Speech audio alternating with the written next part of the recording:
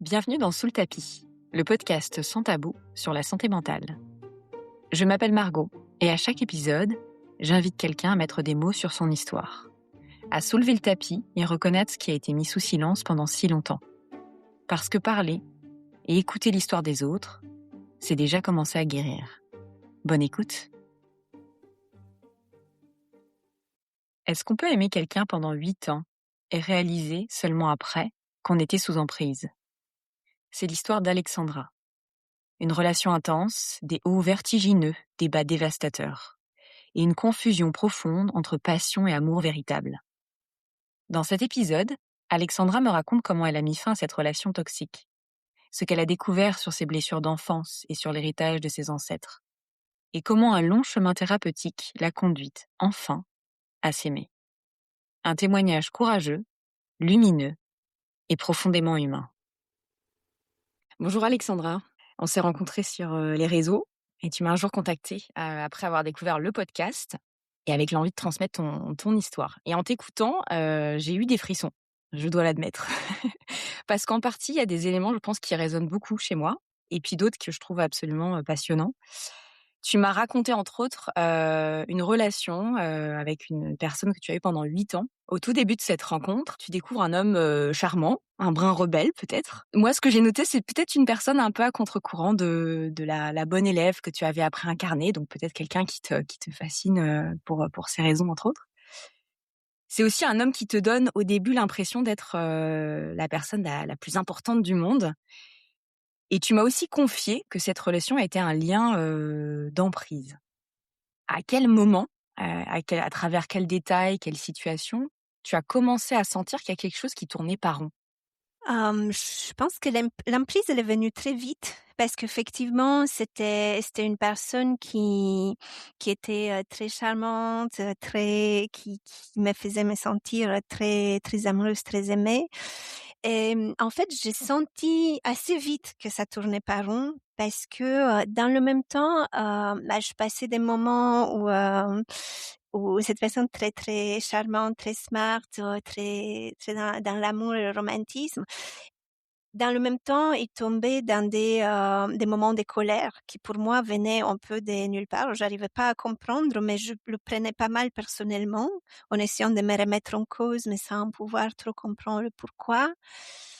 Ou parfois, ça tombait plutôt dans des moments de froideur. Donc en fait, il y avait beaucoup d'oscillations entre, je sais pas, toutes les matinées avec des, chansons d'amour, des poèmes, des thématiques de la journée, des genre notre univers est tellement unique et nous, on est tellement là-dedans, alterner très vite avec le reste. Et en fait, au début, j'ai vu ça et je pense qu'il y a eu à la fois je me suis remise plus moi en question, mais aussi je pense que j'essayais de comprendre. J'arrivais pas à comprendre pourquoi tout ça arrive comme ça et puis, j'ai donné beaucoup le bénéfice du doute parce qu'il passait par une situation, difficile, personnellement au moment où il m'a connue et je me suis dit: «C'est parce qu'il passe par ce moment difficile qu'il est comme ça, il faudrait peut-être lui donner le bénéfice du doute, il y a beaucoup de potentiel». Donc et peut-être que moi, je pourrais faire en sorte que, ses réactions soient différentes à certains moments. Comment t'expliques en fait que cette relation, elle se soit inscrite dans la durée? Je pense que, pendant ces années, j'ai remis beaucoup de choses en question et il y avait beaucoup de hauts et de bas. Il y avait beaucoup de pensées de ma part je serais mieux, sans lui, comment je peux faire le pas pour me séparer et en fait, lui, il revenait à la charge à chaque fois je lui disais quand il sentait que ça le faisait pas pour moi, du coup, il revenait avec plein un peu love bombing, plein de gestes d'amour pour, heu, pour me convaincre et je pense qu'à l'époque, j'arrivais pas à comprendre. J'ai bien compris par la suite qu'il avait un style d'attachement qui était, évitant. Donc en fait, les personnes qui ont ce genre de style d'attachement au moment où ils sentent eux-mêmes un peu plus d'intensité, ils se retirent et ils deviennent froids. Et c'est juste j'étais sous les émotions, donc pendant longtemps, j'essayais juste de naviguer tout ça et je pense pourquoi ça a duré si longtemps, surtout pour 2 raisons. La première, c'est que je pense que mine de rien, il y a des choses qui nous attirent chez les personnes qui sont un peu comme «connues» entre guillemets, des choses qui, reproduisent certaines histoires familiales qu'on a pu voir, bah, dans notre famille quand on était petits ou certaines choses, que nous on s'est dit, sur comment on voudrait, voilà, comment une relation doit être entre guillemets. En fait, notre normalité finalement, elle est parfois pas très saine, mais elle est créée, par, notre famille, de ce qu'on voit autour et les croyances et du coup, par exemple, juste un petit exemple parmi plein d'autres. En fait, dans ma famille, c'était toujours ma mère qui gagnait beaucoup plus, qui tenait en quelque sorte la famille et en fait, moi, quand je me suis mise ensemble avec ce partenaire, bah, lui, il venait de changer de travail, il commençait à monter son propre business. Donc en fait, moi, je suis rentrée dans la même chose où moi, je gagnais bien ma vie avec mon salaire et lui, il gagnait pas beaucoup au début. Du coup, moi, je louais l'appartement, lui, il est venu chez moi sans rien payer en habitant ensemble et en fait, là, vu avec ma tête de maintenant, je me dis: «Bien sûr, ce n'est pas normal», mais en fait, en quelque sorte, je reproduisais des choses qui avaient été normales, dans ma famille et que du coup, moi, ça me choquait pas tant que ça, même si à un moment, ça commençait à me frustrer. Dans le temps, je commençais de plus en plus à me dire: «OK, c'est pas tout à fait OK». Mais du coup, pareil, je savais pas trop comment sortir de ça parce que j'étais rentrée, l'argent, c'était un peu un tabou, j'avais peur du conflit.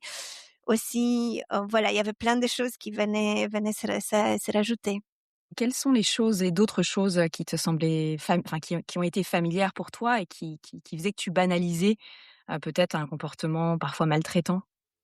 Dans ma famille, je me suis rendu compte aussi en faisant beaucoup de travail par la suite, il y a eu toujours pendant des générations une relation très particulière entre les hommes et les femmes, avec les femmes d'avant moi, mes parents, mes grands-parents qui ont eu des histoires assez compliquées. Donc en fait, je pense que de base, j'ai grandi dans un contexte où les hommes, ils étaient, voilà, pas très positifs en soi.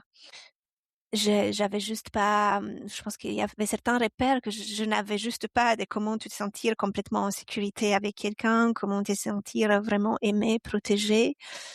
Je pense qu'il y avait aussi beaucoup une situation un peu plus de bah, les femmes, elles peuvent se sacrifier, les femmes peuvent faire ci ou ça. Donc en fait, aussi j'ai grandi pas mal comme on m'a élevée d'une manière du il faut voilà, être une bonne fille, qui fâche pas les gens, qui a les bonnes notes, qui réussit d'une certaine manière. Du coup, je me battais à sortir de ça, mais c'était pas très facile en face de quelqu'un qui avait pas mal d'emprise, sur moi.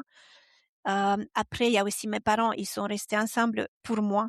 Ils me l'ont dit, je le savais depuis que j'étais très petite. Donc en fait, je pense que pour moi, réussir dans la vie, c'était être dans une relation longue et faire en sorte que ça marche. Malgré le fait que cette relation était comme elle était, au moment où j'ai fini et je savais que c'était enfin la bonne chose à faire et j'avais la force de la faire, ma pensée à ce moment-là, c'était: «J'ai raté ma vie parce que j'ai pas réussi à avoir un couple qui dure pendant des années et des années. Tu vois à quel point j'étais aussi, conditionnée par des choses, bon, je pense de la famille, de la société en quelque sorte aussi, ou même en sortant de quelque chose qui me faisait pas du bien, tout au contraire, j'étais quand même en train de me dire: «Mais j'étais pas capable à faire fonctionner». Beaucoup d'injonctions autour du couple, de ce que doit être le couple et comme tu dis, l'histoire familiale qui contient énormément le rapport qu'on doit avoir avec l'autre. Quel mot tu pourrais utiliser pour définir ce que c'est qu'un lien d'emprise entre 2 personnes? Je pense que c'est vraiment une relation où, on sent des émotions très, très fortes, à la fois en haut et en bas. Et beaucoup de fois, on prend ça pour, la normalité ou la stabilité. En fait, on se dit: «Bah, je suis vivant, c'est normal» et en fait, notre système nerveux autonome, tout simplement, il oscille tout le temps et dans une relation en plus «saine» entre guillemets, on se sent en sécurité. Notre cœur, notre corps, il est détendu. On sait que, peu importe ce que bah, on peut faire des choses, on peut dire des choses quand nous ne sommes pas d'accord, que l'autre personne est capable de l'accueillir et que nous aussi on est capable de gérer nos émotions. Je pense quand il y a de l'emprise, ça joue beaucoup des fois sur des choses aussi qu'on a de l'enfance qui nous piquent et qui nous attirent vers la personne et vers ces sentiments, je pense des «je suis tellement spécial pour cette personne, je suis tellement aimée, donc je vais aussi, supporter» entre guillemets un peu le contre, tous les contres qui viennent avec. Ah, il y avait beaucoup d'intensité, mais qui venait peut-être occulter la partie sécurité émotionnelle, en fait. L'alchimie, émotionnelle, intime, qui vient, enfin, qui fait de l'ombre à quelque chose de fondamental qui est le sentiment de sécurité. Tu m'as parlé aussi de donc l'après, en fait, l'après-relation, de pas mal de thérapies, de travail sur toi que tu as fait. Tu m'as évoqué thérapie de l'enfant intérieur, thérapie, par les plantes, enfin plein de choses. Quel est le moment, thérapeutique, ou les moments thérapeutiques ont été particulièrement marquants pour toi? Mmh. Effectivement, après la séparation, je suis allée assez profondément dans tout je me suis dit: «OK, je ne veux plus rentrer dans le même chemin». J'ai toujours été en couple de longue durée, je n'ai jamais été seule de ma vie, en fait. Il faut vraiment que je prenne du temps toute seule et que je rentre pas plus dans les mêmes chemins et pour ça, il faut les comprendre. Donc en fait, j'ai essayé beaucoup de choses, mais juste après la séparation, du coup, j'avais commencé un cours, des recall healing. En fait, le recall healing, c'est une science, un type de thérapie qui est basée sur l'idée que, toutes les événements de nos vies, de notre vie et toutes nos émotions, elles sont stockées dans notre corps et en fait, le fait de pouvoir le voir et comprendre d'où ça vient, ça peut être très guérisseur en soi. Donc en fait, cette formation m'a fait vraiment à comprendre et écouter mon corps. Comment ça se passe alors cette formation? Est-ce que tu peux m'en dire un peu plus sur, vraiment le programme, le contenu, en quelque sorte? En fait, il nous explique vraiment, il y a en gros bon, il y a déjà notre ligne de vie. Donc en fait, en fonction des éléments qui se passent, même bon, parfois on peut avoir notre naissance, notre petite enfance et par la suite, en fait, on a déjà certaines programmations et en fait, nous, on répète ça. Donc parfois, on peut voir qu'il y a des cycles où on répète, par exemple, moi aussi pour la petite histoire, j'avais une relation de 7-8 ans, 3 ans et après 8 ans. Après, je me suis dit: «Je ne veux pas une relation de 3 ans qui est la même que celle d'avant». En fait, ou par exemple, je sais pas, il y a des personnes qui vont avoir des accidents à certain âge et avoir le même accident exactement à la même âge. En fait, c'est vraiment, il y a certaines choses qui se passent dans notre vie que nous, on continue à porter. Et en fait, le fait d'observer, tu vois, je vais te donner un petit exemple, mais ça peut aller vers des maladies vraiment très, très méchantes. Après ma séparation, j'étais avec ma mère et ma mère me parlait de mon ex. Du coup, là, elle s'est lâchée parce que bon, enfin, elle pouvait dire ce qu'il avait envie de dire. Et moi, j'avais mal à l'oreille quand elle a commencé à parler. Très, très mal à l'oreille. Et du coup, bah, maintenant, comme j'observe mon corps, je me suis dit: «OK, pourquoi j'ai mal à l'oreille tout d'un coup?» J'avais très mal et du coup, je me suis dit: «Bon, mais c'est peut-être parce que j'aime pas ce qu'elle est en train de dire, parce que le fait que je me suis séparée de cette personne, ça veut pas dire que c'était tout noir. Peut-être que je ne veux pas entendre». Et en fait, parfois, quand on se rend compte de la cause, la douleur part tout de suite. Mais dans mon cas, la douleur n'est pas partie tout de suite. Et du coup, j'ai creusé un peu intérieurement en me disant: «OK, je ne veux pas entendre, mais qu'est-ce que ça me fait vraiment d'entendre ça?» Et je me suis rendu compte que ce n'était pas comme de la colère contre ma mère ou contre lui ou de la nostalgie, c'était vraiment, j'avais honte. J'avais honte d'être restée dans cette situation plus longtemps que j'aurais dû. Et du coup, au moment où je me suis rendu compte que l'émotion c'était la honte, ma douleur est passée. Tout de suite. Plus rien eu. Donc en fait, ça m'a vraiment appris à observer mon corps, à identifier les émotions qui sont derrière et après il y a plein de manières par la méditation, la respiration ou juste par le fait de se rendre compte que la douleur peut partir. Et il y avait un autre aspect qui est très intéressant dans le recall healing, c'est qu'il y a aussi, c'est pas juste de la psychosomatique, c'est aussi un travail transgénérationnel. En fait, il nous explique comme nous sommes un peu la somme des personnes qui sont venues avant nous et on va aussi hériter, certaines choses de nos ancêtres, qui peuvent être beaucoup de fois très émotionnelles, mais qui peuvent aussi, encore une fois, c'est voir dans le corps. Donc en fait, ça m'a ramené vers le fait d'essayer des thérapies de constellation familiale. Et j'ai déjà observé des constellations familiales. Alors, je vais essayer de résumer à quoi ça peut ressembler pour celles qui connaissent pas, avec mes mots, hein. On va essayer de rejouer, des dynamiques, familiales dans le cadre d'une constellation familiale. Donc, la personne qui fait sa thérapie lors d'une constellation s'appelle le constellé et va demander à des personnes du groupe dans lequel on fait la thérapie d'incarner des personnes ou des éléments de son système familial. On va demander par exemple à quelqu'un d'incarner son père ou sa mère ou son oncle ou que sais-je et le constellé va positionner les gens dans l'espace. Moi, ce qui m'avait marqué, c'est que rien n'est laissé au hasard. C'est souvent la constellation, elle est guidée par un psychothérapeute, en tout cas par quelqu'un qui maîtrise le jeu. Et en fait, tout ce qui se dit, tout ce qui se fait a du sens pour le constellé et c'est extraordinaire ce qui se passe en constellation parce qu'en fait, souvent, on fait appel à des inconnus. Quand on demande à quelqu'un d'incarner son père, on connaît pas cette personne, mais pourtant, la personne qui incarne ton père, elle va ressentir des choses très fortement, elle va exprimer des choses et ça va faire sens. Moi, ça me parle énormément parce qu'en fait, tu vois, même si j'avais fait cette formation et c'est avec vraiment la personne qui a créé cette méthode, il donne des centaines d'exemples. Centaines d'exemples de comment se transmet par le membre de la famille. Mais moi, je suis très cérébrale malgré tout.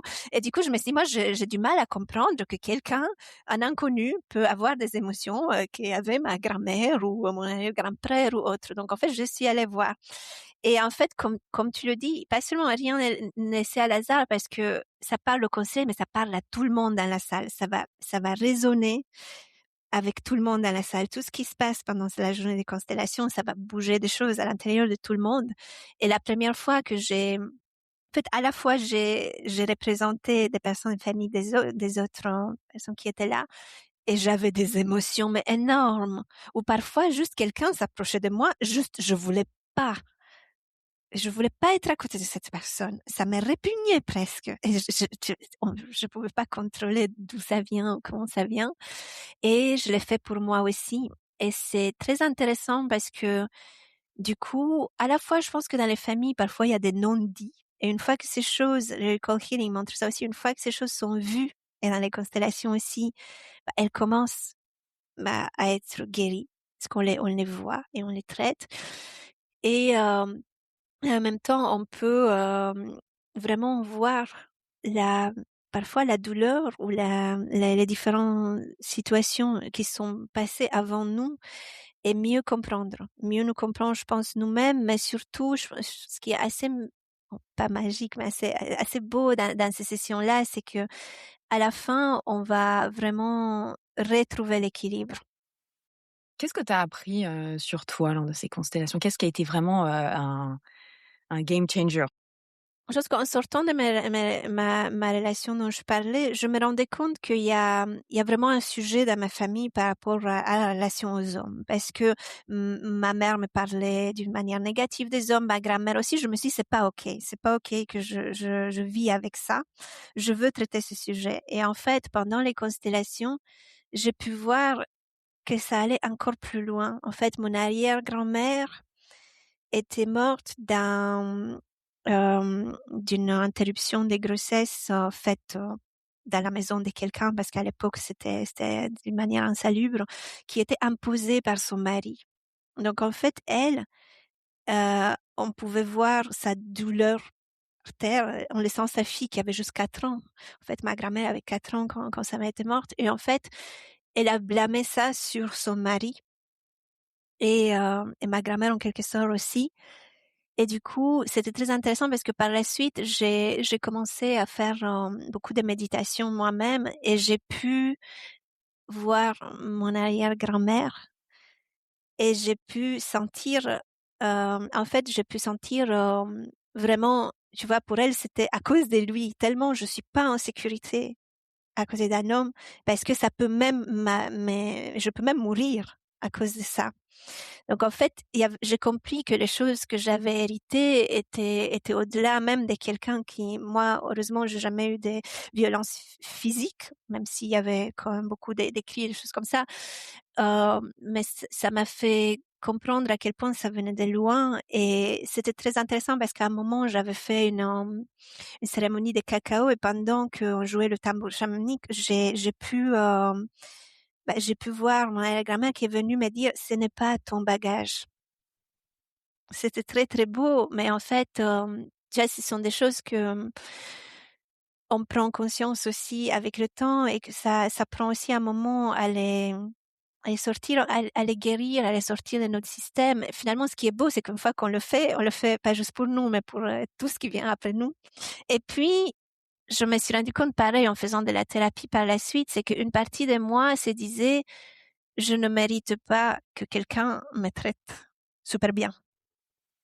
Quel moment t'as découvert, tu révélé cette croyance-là? Tu t'es dit: «Ah ouais, en fait, j'avais intégré, que je ne méritais pas, d'être bien traitée». À quel moment tu as pris conscience que tu avais ça? Mmh, à un moment, j'avais travaillé avec une crokiné. C'est un peu similaire sur la partie, somatothérapie. En fait, ce sont des personnes qui vont à la fois utiliser des concepts de healing, par rapport à notre famille, on notre arbre généalogique, mais aussi, des choses dans le corps et en fait, du coup, je suis allée voir pour un sujet. Je sentais en fait, j'avais beaucoup de travail sur moi, j'avais beaucoup guéri des choses par rapport à ma relation avec les hommes.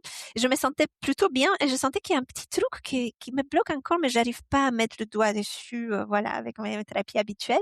Du coup, je suis allée et en fait, cette femme m'a dit, j'étais juste sur son lit assise sans rien faire, juste j'observais mon corps. Elle m'a dit, «À l'âge de, je sais plus 20 et quelques années, tu étais avec quelqu'un, qu'est-ce qui s'est passé?»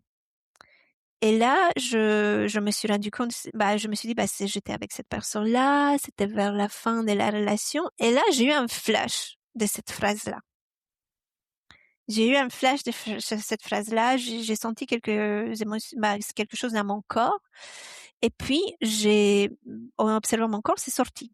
Qu'est-ce qui est sorti? Hem, Bah, en fait, l'émotion qui était stockée dans le corps, une partie de cette croyance, en fait, juste parfois en l'observant pour une fois et avec bienveillance en disant: «OK, tu es là, je te fais rien, j'essaie pas de sortir, juste j'observe» et avec son aide, je pense énergétique aussi en quelque sorte, bah, du coup, juste je me suis sentie mon corps juste se sentait hyper, détendu, libéré par la suite et 2 semaines plus tard, j'ai rencontré quelqu'un, qui m'a traité mais super bien, bah, normal, tu vois? Je pense. Mais j'avais besoin moi-même de cheminer jusqu'à cette croyance du je pas seulement je mérite que quelqu'un me traite bien, je mérite que quelqu'un me traite comme une reine, quelqu'un me traite très bien parce que je pense qu'en parallèle de ça, il y a eu un long chemin aussi de moi et l'amour de soi. Et ça, moi, je pense que c'était quelque chose dont j'avais aussi besoin de travailler et de cheminer parce qu'une fois qu'on s'aime, on s'accepte et on est beaucoup plus doux et plus en amour envers nous-mêmes, en fait, notre énergie attire aussi des personnes qui vont refléter ça vers nous. Mmh, bah, en fait, on gagne en estime de soi et du coup, on n'a pas les mêmes exigences, enfin, on a des exigences qu'on n'avait pas. La personne que tu as rencontrée après, donc après avoir fait ce chemin thérapeutique, qu'est-ce qui est normal dans cette relation que tu n'acceptais pas auparavant? Hem, je pense qu'il y a vraiment bon, il y a énormément de choses qui ont évolué. Il y a je pense qu'il y a le fait que déjà il y a pas d'ambiguïté. Il y a pas d'ambiguïté, bah, on fait ce qu'on dit, nos émotions sont claires, on se dit les choses. Je me sens vraiment, à la fois émotionnellement et physiquement en sécurité. S'il y a quelque chose qui va pas, je peux le dire. Si je veux quelque chose, je le dis. Je marche pas sur des œufs en me disant: «Ah mince, comment ça va se passer?» Je sais que cette personne, elle-même, elle m'accepte telle que je suis, elle me soutient. Tu vois, par exemple, là, j'étais en train de réfléchir sur les changements de carrière qui était aussi un changement identitaire pour moi, donc des choses pas très faciles. Et en fait, lui, il m'a dit, bah, moi, je t'ai connu ni comme ci, ni comme ça. Moi, je t'aime et je te soutiens, quoi que tu fasses, et je sais que tu peux faire tout ce que tu veux. Donc, sans jugement, sans vraiment des jugements, des valeurs, vraiment une personne qui nous accepte, elle connaît sans mettre des libellés. Je pense qu'aussi, bien sûr, dans le temps, je pense qu'on a tous les 2 un système nerveux assez régulé. Par exemple, moi, j'observe très vite mes émotions quand elles arrivent. J'arrive à comprendre assez rapidement pourquoi elles sont là et à les réguler. Parfois, je partage avec lui, parfois non, et lui, c'est un peu pareil de son côté. Il y a Je pense aussi le fait de se prioriser, tu vois, tout simplement, c'est quelque chose qui est important pour nous et du coup, on priorise nos moments ensemble, on priorise nos différents plans.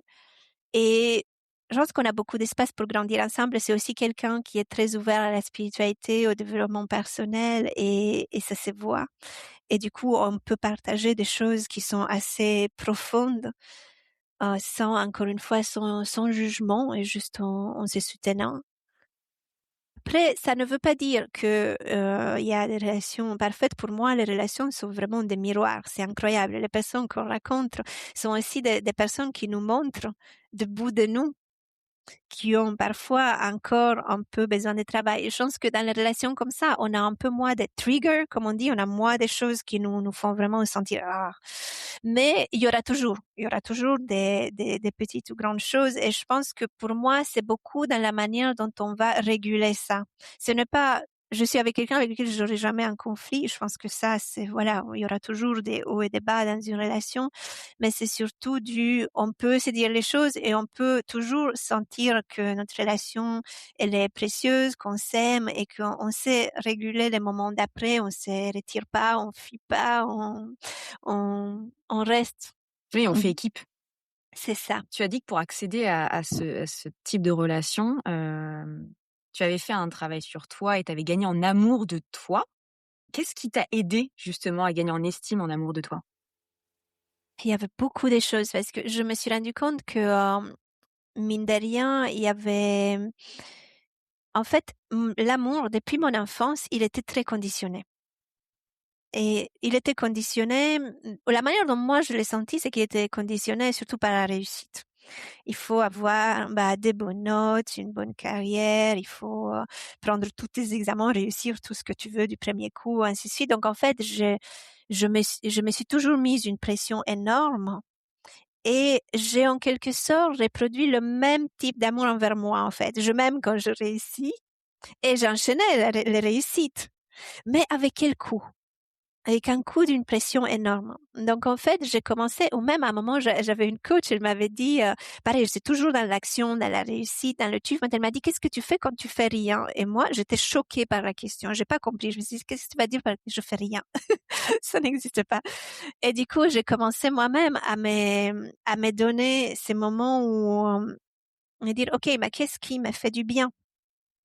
Et m'autoriser à m'aimer aussi, à me mettre moi la pression. Si j'ai une journée quand je sais pas, je me règle, j'ai des douleurs énormes, au lieu de me pousser, de dire non, mais toi, tu dois faire si les hommes, je de me dire, OK, c'est OK. Il y a des journées comme ça.